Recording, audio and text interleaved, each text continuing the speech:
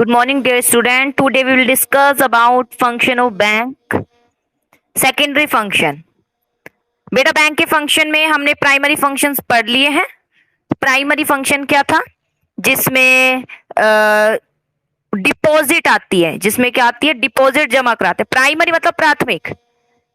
Bank का first primary function क्या है? मेन कार्य क्या है? स्टार्टिंग कार्य क्या है? जो इंडिविजुअल है, जो व्यक्ति है, ठीक है, आम जनता है, बैंक उससे क्या लेता है? डिपॉजिट लेता है. डिपॉजिट यानी इसकी मनी लेता है, फिर उसको किसके रूप में देता है? एडवांसिंग लोन यानी लोन के रूप में देता है. ये इसका कार्य है. ठीक है, ये इसका क्या है? मेन कार्य है. मनी को लेना. मनी जब लेता है तो अकाउंट के थ्रू ही आती है.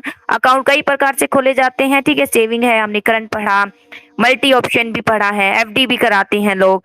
चलिए आज हम डिस्कस कर रहे हैं सेकेंडरी फंक्शन क्या है. Beside the primary function, bank perform करता है various secondary function are such as agency function and general utility function, जिसे एजेंसी फंक्शन या जनरल यूटिलिटी फंक्शंस भी कहते हैं. देखिए, एजेंसी फंक्शन का कार्य करता है कि मीन्स एक तरीके की एजेंसी बनी हुई है, मीडिएटर बन गया एक तरीके का, वो वाला कार्य करता है. देखिए इस रूप में क्या क्या कार्य करता है. First of all collection and payment of various item. जी कलेक्ट करता है और पेमेंट भी करता है. हाँ जी, बैंक के थ्रू ही तो सारा कार्य होता है. बैंक ही कलेक्ट करता है चेक बैंक ही कलेक्ट करता है, उसी के थ्रू आगे पेमेंट हो जाती है. रेंट है, इंटरेस्ट है, सब कुछ बिहाफ ऑफ इट्स कस्टमर के बिहाफ में. टैक्सेस है, इंश्योरेंस करा रखा है. इंश्योरेंस का जब इंश्योरेंस कराते हैं तो इंश्योरेंस प्रीमियम देना पड़ता है. तो ये सब किसके थ्रू कराते हैं? हम बैंक को थ्रू ही कराते हैं. सारी पेमेंट बैंक के थ्रू ही होती है. तो फिर क्या हो गया? ये एक एजेंसी फंक्शन, एक मीडिएटर का कार्य करने लग जाता है. अब आता है purchase and sale of security. क्या करता है? ये परचेज एंड सेल करता है सिक्योरिटी की. सिक्योरिटीज मैंने आपको बताया था, जैसे शेयर्स है, डिबेंचर्स है. ठीक है, जनरली शेयर्स की बातें करते हैं. शेयर्स को हम खरीदते हैं तब भी बिटवीन कौन इंक्लूड होता है? मीडिएटर, यानी जिसे हम कहते हैं ब्रोकर होता है. ठीक है, और ब्रोकर कौन होता है? वो बैंक भी हो सकता है. ब्रोकर कौन हो सकता है? वो बैंक भी होता है. तो उसके माध्यम से आप क्या कर सकते हो? परचेज कर सकते हो. सेल मतलब वापस दे सकते हो सिक्योरिटीज को. ठीक है, तो इस प्रकार क्या करता है? ये कस्टमर की ओर से बैंक परफॉर्म करता है function selling and purchasing security on behalf of its customer. Customer के लेना तो कस्टमर था, कंपनी के हैं, शेयर्स कंपनी के हैं, बिटवीन बैंक आ रहा है. ठीक है, और ये कौन है? कस्टमर है. तो कस्टमर को किससे कनेक्ट होना पड़ेगा? बैंक से कनेक्ट होना पड़ेगा. फिर कंपनी के क्या खरीद सकता है? शेयर. तो इस प्रकार बैंक के थ्रू ही बेचना पड़ेगा, वापस देगा. तो परचेज एंड सेल का कार्य करता है सिक्योरिटी का. अब आता है ट्रस्टी एंड एग्जीक्यूटर. अभी ट्रस्टी और एग्जीक्यूटर का भी कार्य करता है. ये बेटा विल से रिलेटेड है. ठीक है, तो मान लीजिए कोई पर्सन है. ठीक है, कोई भी पर्सन है तो वो क्या करता है? अपनी एक विल बना जाता है जिसमें, ठीक है, जिसमें कुछ बेनिफिशियर का नेम भी दे देता है. विल के बारे में पहले ही बैंक को बता देता है. ठीक है, बैंक एजेंसी फंक्शन कार्य करता है. हायर, तो बैंक को हायर कर लेता है. और अभी फिलहाल वो व्यक्ति मरा नहीं है, लेकिन अपनी विल के लिए बैंक को बता देता है जी ये मेरे बेनिफिशियर है. नेम इंडिकेट कर देता है. बाय चांस मैं मर जाता हूं तो मेरे मरने के बाद इन लोगों को, जो बेनिफिशियर के नाम वो लिखवाएगा, बेनिफिशियर जिसको बेनिफिट मिलेगा उन विल का, उनमें इस प्रॉपर्टी का विभाजन इस प्रकार किया जाए. ठीक है, लेकिन मरने के बाद. अब बैंक करेगा वो कार्य, बैंक करेगा उसको सब कुछ. ठीक है, बैंक करेगा उसका मैनेजमेंट, बैंक करेगा उसका एडमिनिस्ट्रेशन. तो वो उस वक्त जब वो कार्य कर रहा है वो कहलाया जाएगा ट्रस्टी का कार्य. क्या कहलाया जाएगा? ट्रस्टी. अब आता है एग्जीक्यूटर. एग्जीक्यूटर थोड़ा और एक स्टेप आगे चलिए, क्योंकि ये कार्य कहाँ किए जाते हैं? जी कोर्ट में कराए जाते हैं. कहाँ होंगे? कोर्ट में इसको फाइनल टच देना पड़ेगा. ठीक है, तब एक्चुअली रूप से, लीगली रूप से जो बेनिफिशियर है उसके अंतर्गत वो प्रॉपर्टी आएगी. ठीक है, तो एग्जीक्यूटर क्या होता है? मान लीजिए कोई अपनी विल बना भी गया है. ठीक है, और जो भी बेनिफिशियर है उनके नाम कर गया है, लेकिन मरने के बाद जब ये व्यक्ति मर जाता है, जिसने विल बनाई है, डिसीज पर्सन हम कहीं, मर जाता है, मरने के बाद अब इसकी विल को फाइनल टच देने के लिए कहाँ जाना पड़ेगा? कोर्ट में. कहाँ जाना पड़ेगा? जी कोर्ट में तो जाना पड़ेगा. अब कोर्ट में जाना पड़ेगा, तब कोर्ट में अप्रूव कराने के लिए किसको हायर करना पड़ेगा? हमें एक एग्जीक्यूटर को. किसे? एग्जीक्यूटर, जिसे हम एडमिनिस्ट्रेटर भी कह सकते हैं. ठीक है, हमें एक एग्जीक्यूटर को हायर करना पड़ेगा. एग्जीक्यूटर कौन? जो विल है उसको कोर्ट में क्या कराएगा, अप्रूव कराएगा, ठीक है। एक लीगली रूप से बेनिफिशियर है उसमें वो डिवाइड हो जाए, वो सहमति उनको मिल जाए, वो कोर्ट में ही मिलेगी। तो कोर्ट में कौन करवाएगा, इसके लिए आप बैंक की भी हेल्प ले सकते हो। तो वो किसका कार्य करेगा, एग्जीक्यूटर का। तो ये दो अंतर है। ट्रस्टी में आप ये मानिए कि जो विल है अभी कुछ भी नहीं हुआ है, सिर्फ बनाने वाले ने एक सीक्रेट रूप से बेनिफिशियर के नाम लिखवा दिए हैं। बाय चांस मर जाता हूं फिर आप डिस्क्लोज कीजिएगा, हाँ जी बेनिफिशियर इसको मिली है ये प्रॉपर्टी, ठीक है, इस तरीके से। और एग्जीक्यूटर में तो क्या है, वो ऑलरेडी चली गई है, बस अब उसको कोर्ट में ले जाना, उसको कहाँ ले जाना है, कोर्ट में ले जाना है फाइनल टच के लिए। तो उसके लिए हायर किया जा रहा है एक एग्जीक्यूटर, वो एक एज अ बैंक के रूप में भी हो सकता है क्योंकि ये कार्य करता है। अब आता है रिमिटेंस ऑफ मनी। रिमिटेंस यानी भेजना। तो remittance money from one place to another is also done by the bank. अब एक प्लेस से दूसरे प्लेस को भेजना है मनी, आपको पता है बैंक के थ्रू आसानी से घर बैठे कहीं भी मनी भेज दीजिए। This is done through bank draft, और ये बैंक ड्राफ्ट के थ्रू भी हो जाता है। बैंक ड्राफ्ट क्या है अभी हम आगे डिस्कस करेंगे। बैंक ड्राफ्ट मनी एक ड्राफ्ट होता है, ठीक है, ड्राफ्ट बनवाते हैं। जैसे अभी आप कॉलेज में एंटर करोगे तो वहां भी बोलते हैं जी ड्राफ्ट बनवा के लेकर आइए। चलिए आगे डिस्कस करेंगे इसकी डिटेल जब टॉपिक आता है। तो फिलहाल ये इतना समझ लीजिए, ड्राफ्ट है यानी ड्राफ्ट किस लिए यूज किया जाता है, मनी को एक प्लेस से दूसरे प्लेस तक ट्रांसफर करने में, ठीक है, तो ये कहलाया जाता है ड्राफ्ट। अब आता है purchase and sale of foreign exchange, ठीक है। फॉरेन एक्सचेंज होता है फॉरेन करेंसी। फॉरेन एक्सचेंज क्या होता है, फॉरेन करेंसी से लिया जाता है। तो ये क्या करता है जी, परचेज भी करता है, सेल भी करता है, क्या, फॉरेन करेंसी को, ठीक है, किसको, फॉरेन करेंसी को।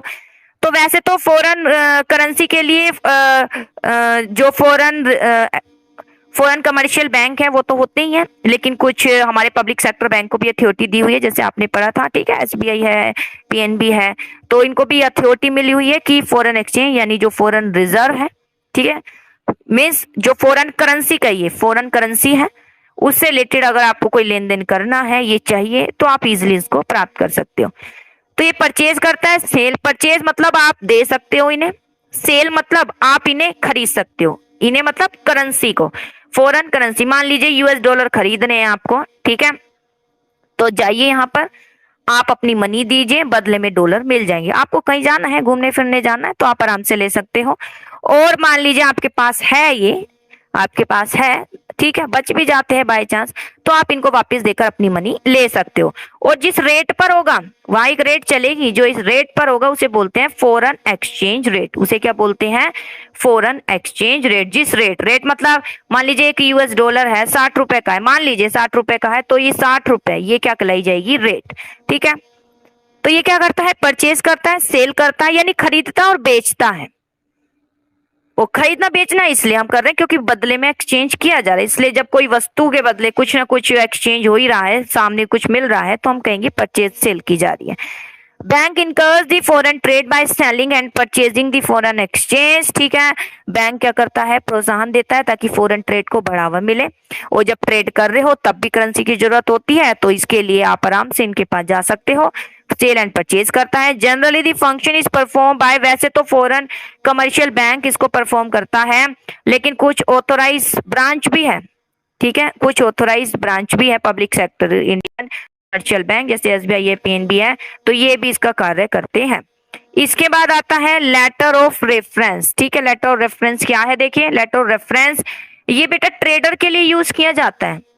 ये ट्रेडर के लिए होता है। ट्रेडर मतलब जब हमारे देश का ट्रेडर कोई दूसरे देश के यानी दूसरे कंट्री के ट्रेडर के साथ लेन देन कर रहा है, ठीक है, इंपोर्ट एक्सपोर्ट कुछ कार्य कर रहा है, तो अब वहां पर बैंक मीडिएटर बनेगा, बैंक बिटवीन आएगा। क्योंकि आपको ये तो पता ही है जी, सारी ट्रांजेक्शन बैंक के थ्रू ही होती है। सारी ट्रांजेक्शन कैसे होती है, बैंक के थ्रू ही होती है, ठीक है। अब भी देखिए ना, फी पेमेंट करनी है तो कोई बात नहीं, आपका अकाउंट बना हुआ, अकाउंट के थ्रू बिटवीन बैंक आएगा, वो इजिली ट्रांसफर हो जाएंगे, ठीक है ना।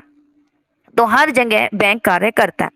तो लेटर ऑफ रेफरेंस मतलब बैंक प्रोवाइड करता है इंफॉर्मेशन। बैंक क्या करता है, प्रोवाइड करता है इसमें information, financial condition of their customer to trader of the same और अदर कंट्री। देखिए क्या करता है लेटर ऑफ रेफरेंस में, कि मान लीजिए ये बी कंट्री है और ए कंट्री का ट्रेडर है, बी कंट्री के ट्रेडर से माल खरीदना चाह रहा है, ठीक है, इंपोर्ट करना चाह रहा है। अब ये बी कंट्री का ट्रेडर इंपोर्ट, ठीक है, इंपोर्ट के लिए यानी वस्तु तो तब देगा जब इसे ये श्योर होगा हाँ जी पेमेंट टाइमली आ जाएगी, पेमेंट टाइमली आ जाएगी। अब इसकी श्योरिटी के लिए कौन आएगा आगे, इसकी श्योरिटी के लिए कौन आएगा आगे, तो इसके लिए बैंक बिटवीन आ जाता है। कौन आता है, bank.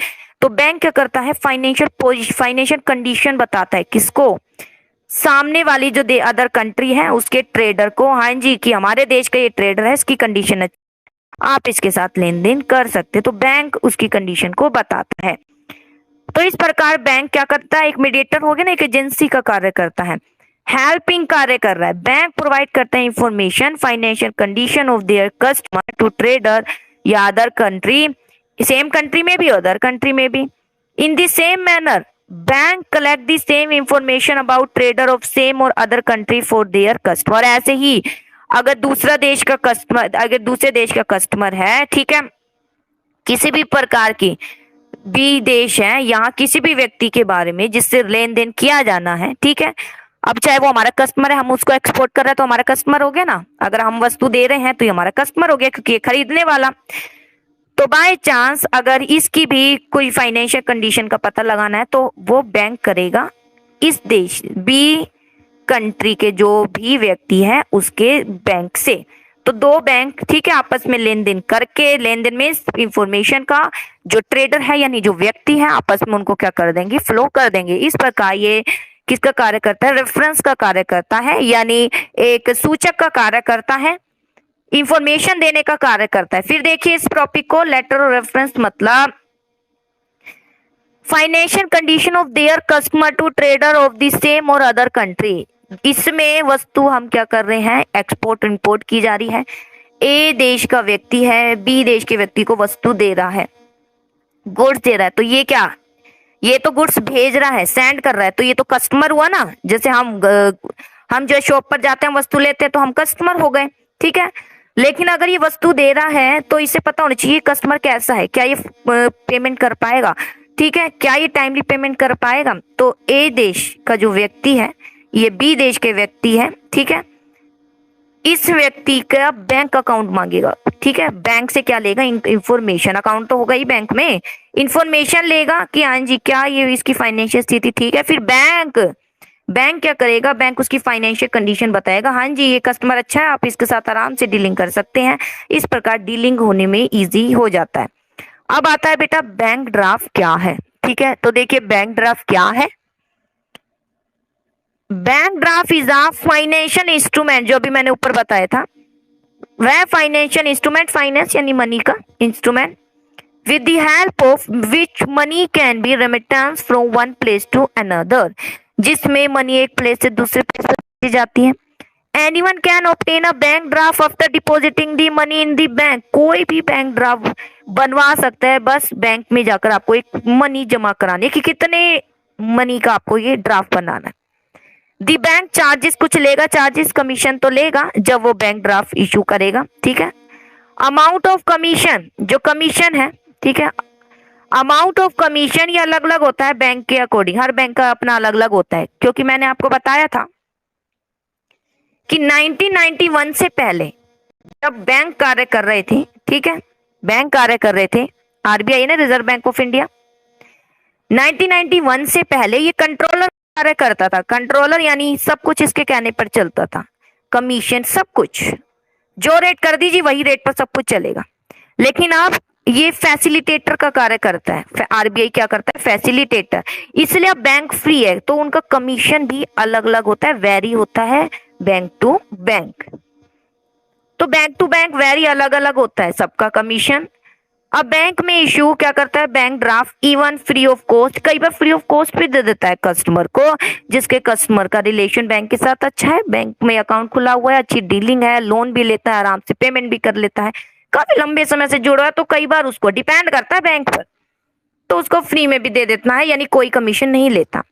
Bank issue a draft for the amount on it's branch at other place on other bank and tie up with those bank at those place.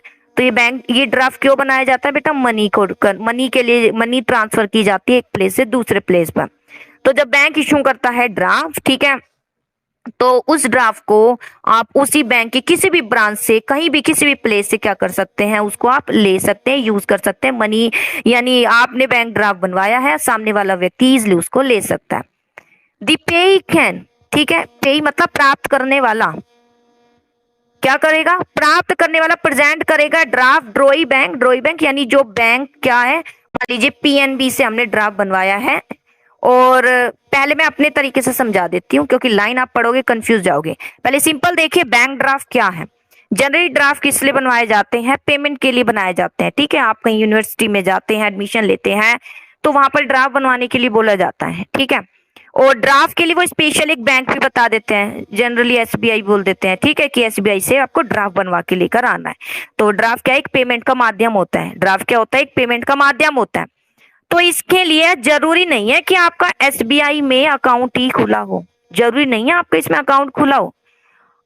आपको बस क्या करना है, अगर आपको ड्राफ्ट बनवाना है तो मान लीजिए एसबीआई में आप चले जाइए, या पीएनबी लिख देती हूँ, चलो पीएनबी में आप चले जाइए, कहीं भी किसी बैंक में पीएनबी में आप चले जाइए। और वहां पर जाने के बाद आप ये कहिए जी मुझे ड्राफ्ट बनाना है, मुझे क्या बनवाना है, ड्राफ्ट बनाना है। कितने मनी का, आप मनी दे दीजिए, ठीक है, मान लीजिए 2000, 3, 5 जो भी है, इतने मनी का ड्राफ्ट बनाना है। तो पीएनबी वाले क्या करेंगे, ये नहीं है आपका अकाउंट खुला हो, उसमें अकाउंट जरूरी नहीं है तो बहुत अच्छी बात है, नहीं है तो कोई दिक्कत नहीं है।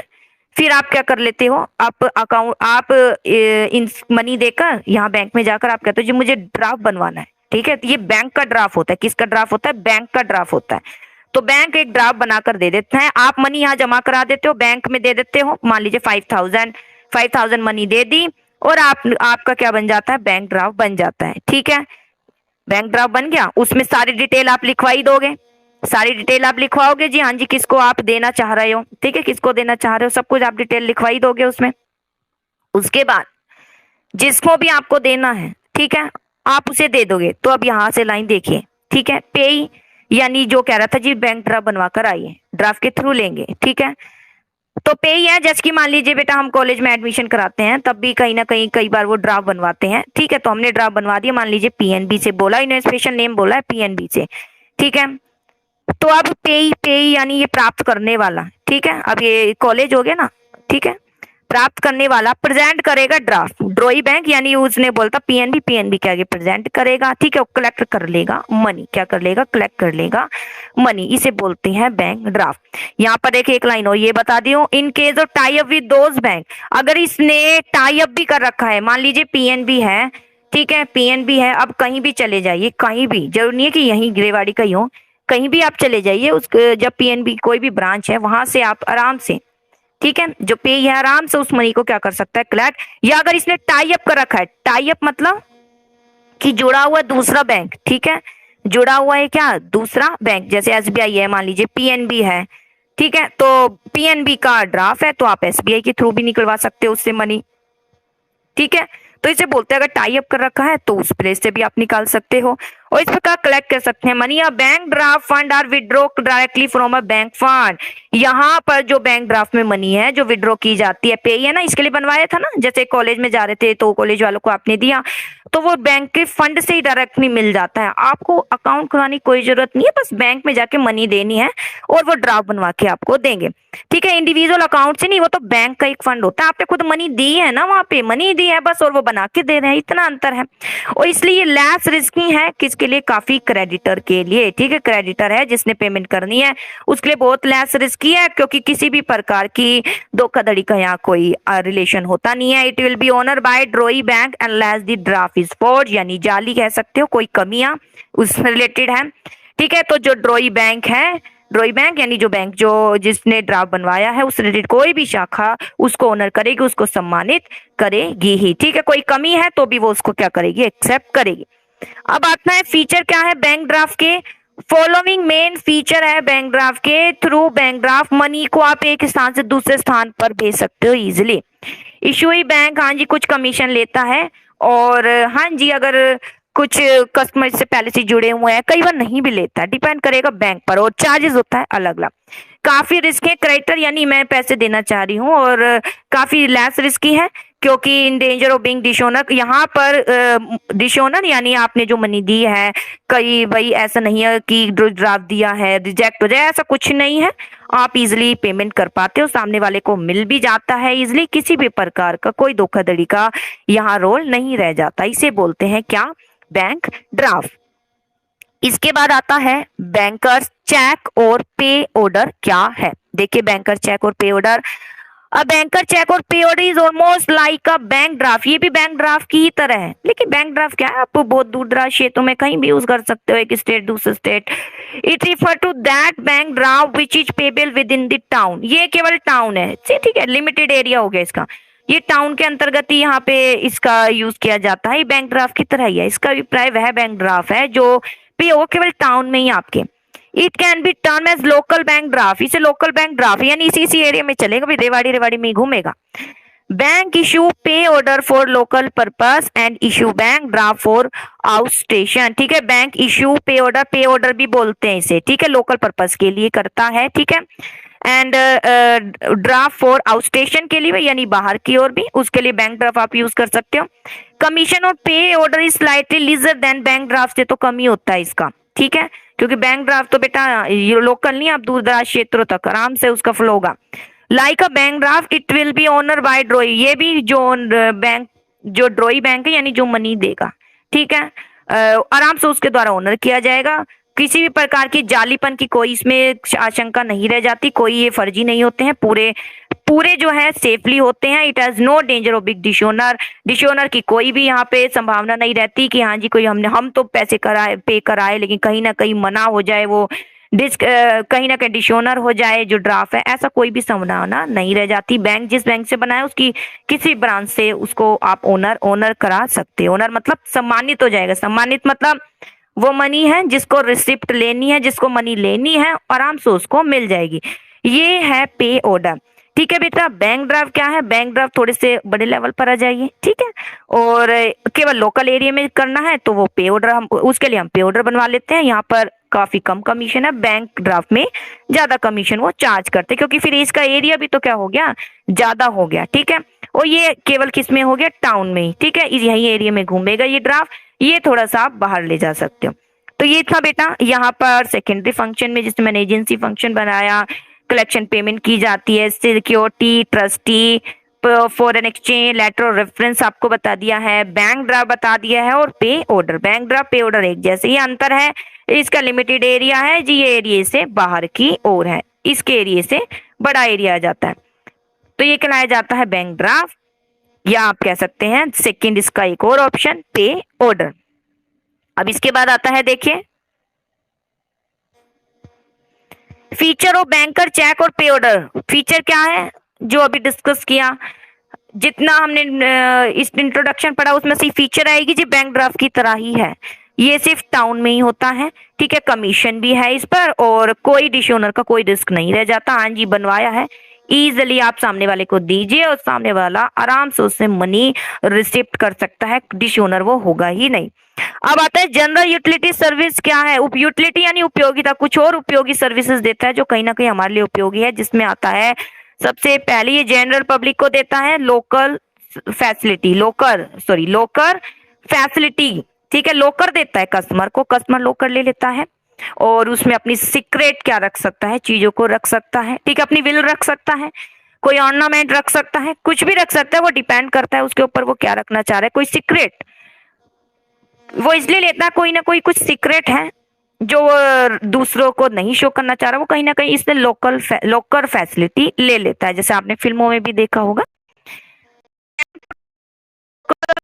Facility to its customer where customer keep their gold and silver ornament and other important paper safely, ठीक है, घर के कागजात है जी रख लेते हैं, घर में तो कहीं ना कहीं सुरक्षित नहीं है तो पहुंचा देते हैं लॉकर में, ठीक है। अब ज्यादा जो रईस व्यक्ति हैं वो तो इसको बहुत ज्यादा ही यूज करते हैं, क्योंकि उनके पास इतनी धन दौलत कहाँ ले जाए, तो गोल्ड है, सिल्वर है, सही सब उसमें ही रख देते हैं और सेफ ही रहती है वहां पर। The annual rent for the use of these locker is very low, ठीक है, बाकी इसका रेंट काफी लो ही होता है। इसके बाद आता है travellers cheque and letter of credit. क्या है, travellers cheque and letter of credit. देखिए लेटर ऑफ क्रेडिट क्या है, बैंक प्रोवाइड करेगा facility of travel cheque to their customer who are travelling, जो ट्रैवलिंग कर रहे हैं, हाँ जी ट्रैवलिंग चेक भी इशू करेगा। देखें इससे क्या होगा जी, आपको कैश देने की जरूरत ही नहीं है। Carry with him cash, cash रखने की कोई जरूरत नहीं है, जब वो ट्रैवल कर रहा है फ्रीली वो कर सकता है। The bank issue letter of credit to their customer who are importing goods and help them a load, ठीक है। इसके अलावा क्या करता है, लेटर ऑफ क्रेडिट भी देता है, किसको, कस्टमर को, हु आर इम्पोर्टिंग, जो वस्तु को इंपोर्ट कर रहे हैं, and help them a lot, और उसको काफी हेल्प भी करता है। अब आता है ये लेटर ऑफ क्रेडिट क्या है, ये अभी मैंने पीछे एक टॉपिक बताया था उसी से रिलेटेड है ये वाला जो अभी टॉपिक बताया था। देखिए यहाँ पर letter of reference, letter of reference में क्या था भाई, थोड़ी सी फाइनेंशियल कंडीशन बता रहा था, ठीक है। बैंक जो है फाइनेंशियल कंडीशन बता रहा था, जो भी व्यक्ति डीलिंग कर रहा है, ठीक है, उसकी फाइनेंशियल कंडीशन बताता क्या वो परचेज कर पाएगा या नहीं, पेमेंट कर पाएगा या नहीं। लेटर ऑफ क्रेडिट में क्या है, इसमें भी वही है, थोड़ा सा अब वो चले जाइए, ये एक कंट्री है, बी ये दूसरी कंट्री है, ठीक है, ये दो कंट्री हो गई, ए और बी। अब ये आपस में एक दूसरे से लेन देन कर रहे हैं, व्यापारी आपस में क्या कर रहे हैं, एक दूसरे से लेन देन कर रहे हैं, ठीक है। ए क्या कर रहा है, एक्सपोर्ट कर रहा है, ठीक है, और बी क्या कर रहा है, इंपोर्ट कर रहा है, क्या कर रहा है, इंपोर्ट कर रहा है। जब ए एक्सपोर्ट करेगा बी को, तो ये कहेगा कि बी से, बी व्यक्ति से ये कहेगा अपने देश के जो बैंक है ना उससे मुझे लेटर ऑफ क्रेडिट आप इशू कराइए। लेटर ऑफ क्रेडिट मतलब कि जो ये दूसरा देश है ना, इसका जो एक व्यक्ति है ये, ठीक है, ये जो व्यक्ति है ये बैंक के पास जाएगा अपने ही देश में और उनसे कहेगा कि भाई एक लेटर ऑफ क्रेडिट इश्यू कीजिए, क्योंकि ये जो सामने वाला देश है इसका ये जो ये व्यक्ति है मुझसे मांग रहा है। और लेटर ऑफ क्रेडिट ये व्यक्ति क्यों मांग रहा है, ये इसलिए मांग रहा है ताकि सेफ्टी उसको मिल जाए। सेफ्टी किस बात की, क्योंकि यहाँ तो बड़ी मात्रा में, बेटा पीछे तो केवल फाइनेंशियल पोजीशन बता रहा था, यहाँ पर वो सिर्फ इंफॉर्मेशन दे रहा था, यहाँ पर क्या कर रहा है वो, बैंक खुद आगे आ रहा है पेमेंट के लिए। तो ये जो व्यक्ति है अपने देश के बैंक से कहेगा हाँ जी ये ए देश का व्यक्ति है, ठीक है, इसको लेटर ऑफ क्रेडिट आपको इश्यू करना है। लेटर ऑफ क्रेडिट मतलब ये जो व्यक्ति है अपने देश के बैंक से कहेगा लेटर ऑफ क्रेडिट दीजिए ए को, ठीक है। लेटर ऑफ क्रेडिट जो व्यक्ति मान लीजिए इंपोर्ट कर रहा है, जो व्यक्ति क्या कर रहा है, इंपोर्ट कर रहा है, ठीक है। अब वो जो व्यक्ति इंपोर्ट कर रहा है वो अपने देश के जो बैंक है उससे कहेगा जी लेटर ऑफ क्रेडिट दीजिए। और लेटर ऑफ क्रेडिट में क्या होता है, बैंक आगे आ जाता है, बैंक क्या हो जाता है, आगे आ जाता है। बैंक ये कहता है हाँ जी अगर ये पेमेंट नहीं करता है ना तो मैं जिम्मेदार हूं, मैं पेमेंट करूंगा इसकी ओर से।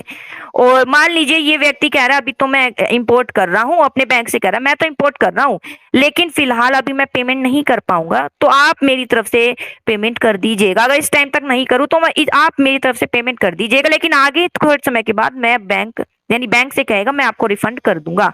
तो इस स्थिति में अगर बैंक उसके ऊपर विश्वास करता है, उसकी स्थिति अच्छी है, बैंक के साथ रिलेशन अच्छा है, तो बैंक क्या करेगा, बी कंट्री का, ठीक है, बी कंट्री में जो व्यक्ति है, ठीक है, इसका बैंक क्या करेगा, लेटर ऑफ क्रेडिट जारी करेगा, किसको, ए कंट्री के व्यक्ति को, ठीक है, जिसमें लिखा होगा हाँ भाई मतलब बिटवीन वो आ गया ना, बैंक आ गया, वो कहेगा हाँ जी इस व्यक्ति को आराम से आप इंपोर्ट दी अब वस्तुओं को दीजिए, मनी की चिंता मत कीजिए, मनी के लिए मैं जिम्मेदार हूँ। इसे बोलते हैं लेटर ऑफ क्रेडिट। लेटर है ना क्रेडिट यानी उधार की, यानी उधार अगर बाई चांस नहीं भी दे पाता तो मैं हूँ। इसके बाद आता है business information and statistic. As the bank are aware of economic condition they can advise their customer और financial matter by collecting business information and statistic. इसके अलावा बिजनेस से रिलेटेड कोई इंफॉर्मेशन है तो भी वो क्या करता है, प्रदान करता है, कौन, बैंक। तो ये है बेटा जनरल यूटिलिटी सर्विस। इसके बाद चलिए ये टॉपिक थोड़ा सा डिस्कस कर लेते हैं, इलेक्ट्रॉनिक बैंकिंग सर्विसेज यानी ई बैंकिंग क्या है। Electronic fund transfer it refer to computerize system for performing financial transaction. Financial money से रिलेटेड जो भी ट्रांजेक्शन है वो किसके द्वारा परफॉर्म की जा रही है, कंप्यूटराइज, ठीक है, इलेक्ट्रॉनिक माध्यम से, उसे हम कहेंगे इलेक्ट्रॉनिक फंड यानी इलेक्ट्रॉनिक माध्यम से ट्रांसफर करना। With the introduction of computer के कारण, इंटरनेट के आने से, हाँ जी, novelty with the craft of working of bank, bank में एक नयापन आ गया है, कंप्यूटर है, इंटरनेट है। In the functioning of bank is called electronic banking. हम ये कहेंगे बैंक का सारे फंक्शन इलेक्ट्रॉनिक माध्यम से ही होते हैं। हाँ जी पेमेंट करो ना इलेक्ट्रॉनिक माध्यम से करो, कहीं जाने की जरूरत है ही नहीं आपको। Because of this service customer don't need to go to bank. Bank में जाने की जरूरत नहीं है, वो किसी प्रकार की ट्रांजेक्शन किसी भी समय घर बैठे आराम से कर सकता है। कुछ यहाँ पर चीफ इलेक्ट्रॉनिक सर्विसेज दी हुई है, जिसमें सबसे पहले आता है इलेक्ट्रॉनिक फंड ट्रांसफर। देखिए इलेक्ट्रॉनिक फंड ट्रांसफर क्या है। अंडर दीज मनी को ट्रांसफर किया जा सकता है एक अकाउंट से दूसरे अकाउंट में। फॉलोइंग एग्जांपल यहाँ पर है, ठीक है, जिससे क्रेडिट होगी और डेबिट। आ रहा है तो क्रेडिट कर देंगे, जा रहा है तो डेबिट कर देंगे, ठीक है। डायरेक्ट क्रेडिट में इंक्लूड है जैसे डिविडेंड आ रहा है ना, ठीक है, तो यानी आ रहा है तो शेयर पर डिविडेंड मिलेगा, इंटरेस्ट है डिबेंचर पर, कमीशन है, सैलरी है, पेंशन है, सब आराम से आपके अकाउंट में आ जाती है। डायरेक्ट डेबिट इसमें इंक्लूड है टेलीफोन है, इलेक्ट्रॉनिक बिल पे कर रहे हो ना, लोन इंस्टॉलमेंट कर रहे हो, इंश्योरेंस जैसे अभी आपने फीस भी दी है, क्रेडिट कार्ड ड्यूज है, ठीक है, तो आप अगर उसकी पेमेंट कर रहे हो तो डायरेक्ट क्या कर देता है, डेबिट। आपने अभी फी पे करी, आपके अकाउंट से मनी क्या हो गई, डेबिट हो गई, और जो स्कूल का अकाउंट है उसमें क्या हो गई, क्रेडिट हो गई।